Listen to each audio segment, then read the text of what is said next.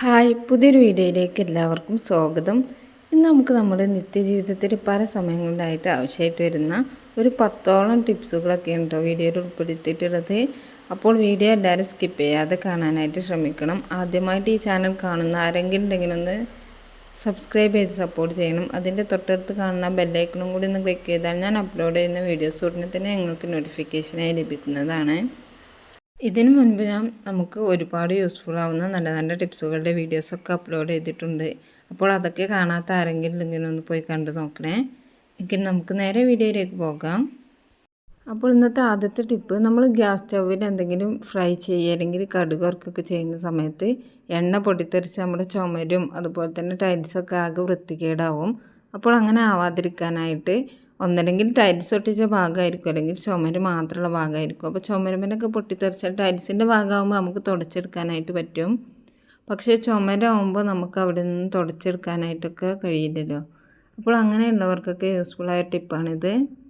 അപ്പോൾ അങ്ങനെ ആവാതിരിക്കാനായിട്ട് ഇതുപോലൊരു കാർഡ്ബോർഡിൻ്റെ കഷ്ണം അവിടെ വെച്ച് കൊടുത്താൽ നമുക്ക് ഒരുവിധം ഇങ്ങനെ കടുക് വറുക്കുന്ന സമയത്ത് അതുപോലെ എണ്ണയൊക്കെ പൊട്ടിത്തെറിക്കാതെ നമ്മുടെ ചുമര് വൃത്തികേടാവാതെ ഇരിക്കും. നമ്മൾ കുക്കിംഗ് കഴിഞ്ഞതിൻ്റെ ശേഷം അത് അവിടെ നിന്ന് എടുത്ത് മാറ്റിയാൽ മതി. ഇനി രണ്ടാമത്തെ ടിപ്പ്, നമ്മൾ സോപ്പ് ഉപയോഗിച്ച് കഴിഞ്ഞാൽ സോപ്പിൻ്റെ കൂട് വെറുതെ കളയായിരിക്കും. അത് നമുക്ക് എങ്ങനെ യൂസ്ഫുൾ ആക്കാൻ നോക്കാം. ചില സോപ്പിനൊക്കെ നല്ല സ്മെല്ലായിരിക്കും, അതിൻ്റെ കൂടിനും അതേ സ്മെല്ലായിരിക്കും. ആ കൂട് നമ്മൾ റൂമിലോ അതുപോലെ തന്നെ ഇതുപോലെ ഡ്രസ്സ് മടക്കി വെക്കുമ്പോൾ അതിൻ്റെ ഉള്ളിലൊക്കെ വെച്ചാൽ ആ റൂമിനും അതുപോലെ തന്നെ ആ ഡ്രസ്സിനും ഇനി അലമാറേൻ്റെ ഉള്ളിൽ നമ്മൾ ഡ്രസ്സൊക്കെ മടക്കി വെക്കുന്നതിൻ്റെ ഉള്ളിൽ വെച്ചാൽ അവിടെയൊക്കെ നല്ല ഒരു സ്മെല്ലായിരിക്കും കേട്ടോ. ആ സോപ്പിൻ്റെ അതേ സ്മെല്ലായിരിക്കും എപ്പോഴായാലും നമുക്ക് ആ റൂമിലും അതുപോലെ തന്നെ അലമാറിൻ്റെ ഉള്ളിലൊക്കെ ഉണ്ടാവുക. അപ്പോൾ ഇനി സോപ്പിൻ്റെ കൂടെ നിന്ന് നമുക്ക് വെറുതെ കളയേണ്ട ആവശ്യമില്ല. ഇതുപോലെ അലമാറിൻ്റെ ഉള്ളിലോ റൂമിലൊക്കെ വെച്ചാൽ നല്ലൊരു സ്മെല്ലായിരിക്കും കേട്ടോ. ഇനി നമ്മൾ വെണ്ടക്ക കറി വെക്കുന്ന സമയത്ത് അതിനൊരു വഴുവഴുപ്പായിരിക്കും. അപ്പോൾ അങ്ങനെ ഇല്ലാതിരിക്കാനായിട്ട് വെണ്ടക്ക കറി വെക്കുന്നതിന് മുമ്പായിട്ട് ഇതുപോലെ കട്ട് ചെയ്തതിന് ശേഷം കുറച്ച് വെളിച്ചെണ്ണ ഒഴിച്ച് ഒന്ന് വഴറ്റിയെടുത്താൽ കറിക്കൊന്നും ഒട്ടും വഴുവഴുപ്പ് ഉണ്ടാവില്ല. ഇനി നമ്മൾ മിക്സിയിൽ ഇതുപോലെ ദോശക്കോ അല്ലെങ്കിൽ ഇഡ്ഡലിക്കൊക്കെ അരച്ച് കഴിയുമ്പോൾ ആ മിക്സി ജാർ പെട്ടെന്ന് അങ്ങനെ കഴുകി ക്ലീനാക്കാൻ നോക്കാം. ഇത് ഞാനിപ്പോൾ നീർദോശയ്ക്ക് വേണ്ടിയിട്ടാണ് കേട്ടോ അരച്ചെടുത്തിട്ടുള്ളത്. അരച്ചെടുത്ത മാവ് അതിൽ നിന്ന് മാറ്റിയതിന് ശേഷം ഇതിലേക്ക് കുറച്ച് വെള്ളം ഒഴിച്ചിട്ട് ഒരു തവണ കൂടി ഒന്ന് അടിച്ചെടുത്താൽ പെട്ടെന്ന് തന്നെ നമുക്ക് മിക്സി ജാർ ക്ലീൻ ചെയ്തെടുക്കാനായിട്ട് പറ്റും. ഇതിപ്പോൾ ഞാനൊരു ഗ്ലാസ് വെള്ളം ഒഴിച്ചിട്ട് ഒന്നാണ്ട് അടിച്ചെടുത്തതാണ്. ഇനി ഞാനിതിപ്പോൾ നീർദോശക്കായതുകൊണ്ട് അതും ആ മാവിലേക്ക് തന്നെ ഒഴിച്ചു കൊടുക്കാം കേട്ടോ. ഇനി നമുക്കിത് വെറുതെ ഒന്ന് പൈപ്പിൻ്റെ ചുവട്ടിൽ കാണിച്ച് ഒന്ന് കഴുകിയെടുത്താൽ തന്നെ പെട്ടെന്ന് തന്നെ നമുക്കിത് ക്ലീൻ ചെയ്തെടുക്കാനായിട്ട് പറ്റും. ഇനി നമുക്ക് അടുത്ത ടിപ്പ് നോക്കാം. ഇനി അടുത്തത്, നമ്മൾ കാലോ കൈയൊക്കെ എവിടെയെങ്കിലും വെച്ച് തട്ടുകയോ അല്ലെങ്കിൽ കാല് മടക്കി ചവിട്ടുക ചെയ്യുന്ന സമയത്ത് അവിടെ ഒരു നീര് വന്നിട്ട് വീക്കം പോലെ വരുമല്ലോ. അപ്പോൾ അതെങ്ങനെ പോകാനായിട്ടുള്ള ടിപ്പ് നോക്കാം. ഇതിന് നമുക്ക് കൂടുതൽ ഒന്നും വേണ്ട. ഒരു 2.5 ടേബിൾ സ്പൂൺ ഉഴുന്നും ഒരു മുട്ടയുടെ വെള്ളയും മാത്രം മതി കേട്ടോ. ഇതിപ്പോൾ എൻ്റെ മോന് ഫുട്ബോൾ കളിക്കാൻ പോയിക്കാണ്ട് കാല് മടക്കി ചവിട്ടി വന്നിട്ടുണ്ട്. കാല് അത്യാവശ്യം നല്ല രീതിക്ക് തന്നെ നീര് വന്നിട്ടുണ്ട് കേട്ടോ. ഒരു 2.5 ടേബിൾ സ്പൂൺ ഉഴുന്നെടുത്ത് അത് മിക്സിയുടെ ചെറിയ ജാറിലിട്ടൊന്ന് പൊടിച്ചെടുക്കാം. ഇനി അതിലേക്ക് മുട്ടയുടെ വെള്ളം മാത്രം ആഡ് ചെയ്തിട്ട് നമുക്കിത് ഒന്ന് മിക്സ് ചെയ്തിട്ട് ഒരു പേസ്റ്റ് രൂപത്തിലാക്കി എടുക്കണം. ഇതിപ്പോൾ ഈ ഉണ്ടാക്കുന്നതിന് നമുക്കൊരു 2-3 തവണ ഇട്ട് കൊടുക്കാനായിട്ടൊക്കെ ഉണ്ടാവും കേട്ടോ. അപ്പോൾ ഇത് നന്നായിട്ട് മിക്സ് ചെയ്തിട്ട് ഞാൻ കാണിച്ചു തരാം. ഇതിപ്പോൾ ഇങ്ങനെ നന്നായിട്ട് മിക്സ് ചെയ്തെടുത്തിട്ടുണ്ട്. ഇനി നമുക്ക് എവിടെയാണോ നീര് വന്നിട്ടുള്ളത് അവിടെ ഇത് തേച്ച് കൊടുത്ത് നന്നായിട്ടൊന്ന് തേച്ച് പിടിപ്പിക്കണം. ഇതിപ്പോൾ ഒരു 2-3 പ്രാവശ്യം ഇട്ട് കൊടുത്താൽ തന്നെ നല്ല രീതിക്ക് തന്നെ നീര് പോയി കിട്ടും. ഇപ്പോൾ ഇത് പിറ്റേ ദിവസം ആയപ്പോഴേക്കും ആളുടെ കാല് നീരെല്ലാം പോയി റെഡിയായി വന്നിട്ടുണ്ടായിരുന്നു കേട്ടോ. അപ്പോൾ ഇനി പെട്ടെന്നൊക്കെ ഇതുപോലെ മടക്കി ചവിട്ടിയൊക്കെ ചെയ്യുന്ന സമയത്ത് എല്ലാവർക്കും ചെയ്ത് നോക്കാൻ പറ്റിയ ടിപ്പാണിത്. ഇനി അടുത്ത ടിപ്പ്, നമ്മൾ ബാത്റൂം കഴുകുന്ന പോലെ തന്നെയാണ് അതിൽ യൂസ് ചെയ്യുന്ന ചെരുപ്പും എല്ലാ ദിവസവും കഴുകിയെടുക്കണം. ചെരുപ്പും അതുപോലെ തന്നെ അതിനുപയോഗിക്കുന്ന ബക്കറ്റ്, മഗ് എല്ലാം നമ്മൾ എല്ലാ ദിവസവും കഴുകുകയാണെങ്കിൽ അധികം വഴുവഴുപ്പൊന്നും ഇല്ലാതിരിക്കും. അപ്പോൾ ഞാൻ ഈ ചെരുപ്പൊക്കെ കഴുകാനായിട്ട് മാത്രം ഒരു ബ്രഷ് മാറ്റി വെച്ചിരിക്കുകയാണ് ചെയ്യുന്നത്. ഇനി നിങ്ങളുടെ ചെരുപ്പിൽ അത്യാവശ്യം നല്ല രീതിക്ക് തന്നെ വഴുവഴുപ്പ് ഉണ്ടെന്നുണ്ടെങ്കിൽ കുറച്ച് ബേക്കിംഗ് സോഡയും കല്ലുപ്പും ഇട്ടിട്ട് അതിലേക്ക് ഒരു 2-3 ടേബിൾ സ്പൂൺ വിനീഗറും കൂടി ഒഴിച്ച് ഒരു 5 മിനിറ്റ് വെക്കുക. എന്നിട്ട് കഴുകിയെടുത്താൽ വഴുവഴുപ്പെല്ലാം പോയി നല്ല രീതിക്ക് തന്നെ ചെരുപ്പ് ക്ലീനായിട്ട് കിട്ടും. ഞാനിപ്പോൾ ഇതിലേക്ക് കുറച്ച് ഹാർപ്പിക്ക് വെച്ചിട്ട് ഒന്ന് കഴുകിയെടുക്കുന്നേ ഉള്ളൂ കേട്ടോ. അപ്പോൾ ബാത്റൂം കഴുകുന്ന ബ്രഷ് എടുത്തിട്ട് ചെരുപ്പ് കഴുകരുത്, അതിനായിട്ട് വേറൊരു ബ്രഷ് മാറ്റി വെക്കുകയാണ് നല്ലത്. ഇപ്പോൾ കണ്ടില്ലേ, ചെരുപ്പെല്ലാം നല്ല രീതിക്ക് ഒന്ന് ക്ലീനായിട്ട് കിട്ടിയിട്ടുണ്ട് കേട്ടോ.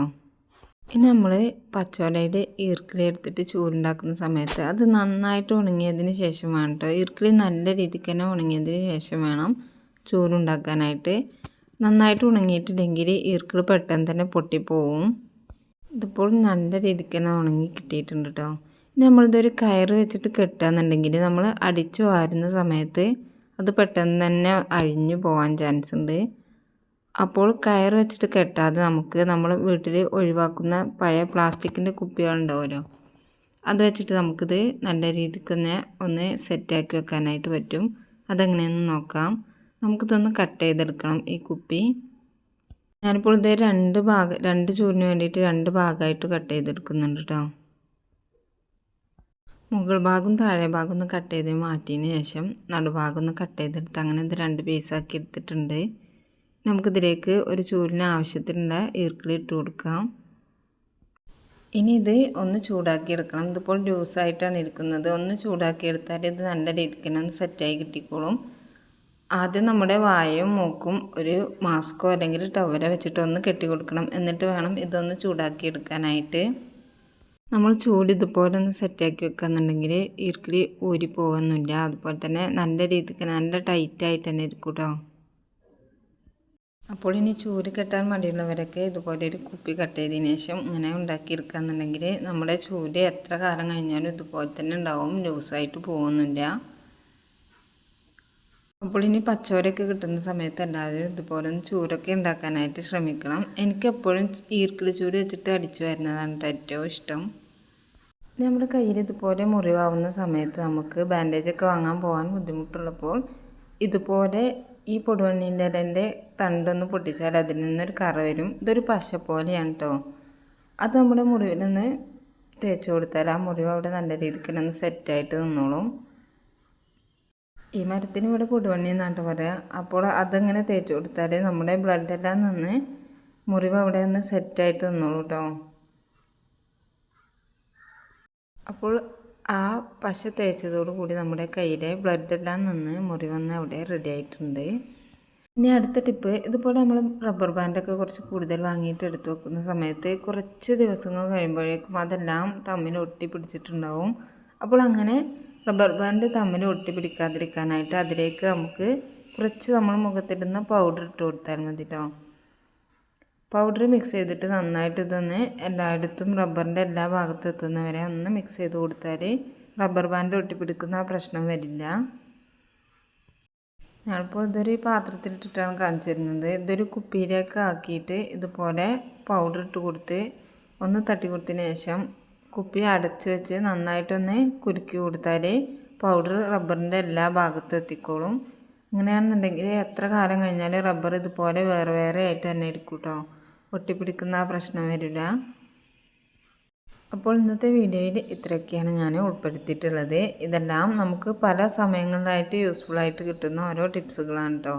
അപ്പോൾ എല്ലാവരും ഇതൊക്കെ ഒന്ന് ട്രൈ ചെയ്ത് നോക്കണം. എന്നിട്ട് നിങ്ങളുടെ ഫീഡ്ബാക്ക് എന്നെ അറിയിക്കാനായിട്ട് മറക്കരുത്. ഇതിൽ ഏത് ടിപ്പാണ് നിങ്ങൾക്ക് കൂടുതലായിട്ട് യൂസ്ഫുള്ളായി തോന്നിയതെന്ന് കമൻറ്റായിട്ട് അറിയിക്കണേ.